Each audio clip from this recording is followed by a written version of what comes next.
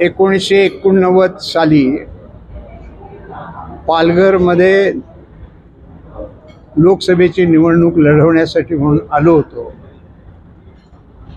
त्या निवडणुकीत पालघरकरांनी ज्या पद्धतीनं मतदान केलं, जे स्नेह व्यक्त केला, तो अजूनही तशाच पद्धतीचा आहे।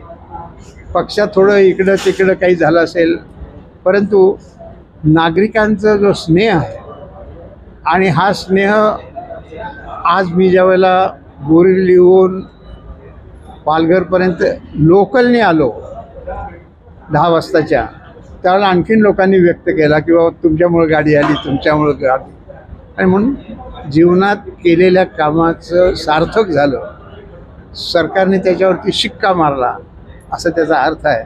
आणि हा क्वचित मिळणारा अशा प्रकारचा जो सन्मान आहे केंद्र सरकारचा, त्याप्रमाणे मी वागण्याचा प्रयत्न करेन आणि जनसेवेसाठी जो यत्न सुरू केला आहे, जोपर्यंत अंगात शक्ती आहे तोपर्यंत मी चालू ठेवेन। सर, शून्यातून भाजपाला आजचे दिवस आले आहेत, त्यात तुमच्यासाठी? मला असं वाटत नाही आहे। काही जणांच्या वागण्यावरून सगळेच राजकारणी असे झाले असं नाही, तुम्ही पाहिलं असेल आणि काही लोकांना आश्चर्यही वाटलं असेल की ज्या वेळेला पहिल्यांदा लालकृष्ण अडवाणींना पुरस्कार जाहीर केला, आता ह्याचा भारतरत्नचा, आणि त्याचबरोबर 2 दिवसांनी अन्य पक्षातल्याही लोकांना दिला।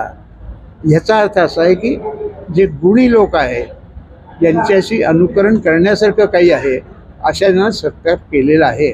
आणि म्हणून मला असं वाटतं की खराब पाणी असलं तर ते खराब पाणी दिसतं, परंतु जे पक्ष बदल करू इच्छित आहेत त्यांना काही समजतच नाही आहे असंही समजण्याचं कारण नाही। त्यांना ज्यामुळं आपल्या हातनं देशाची सेवा चांगली होईल त्या दृष्टीनं ते प्रयत्न करतात, आणि म्हणून एखाद्याला यायचं असलं तर तुम्हाला मी घेणारच नाही असं सांगितलं तर ते लोकशाहीच्या विरोधात होईल। कोणत्याही पक्षात आपण असताना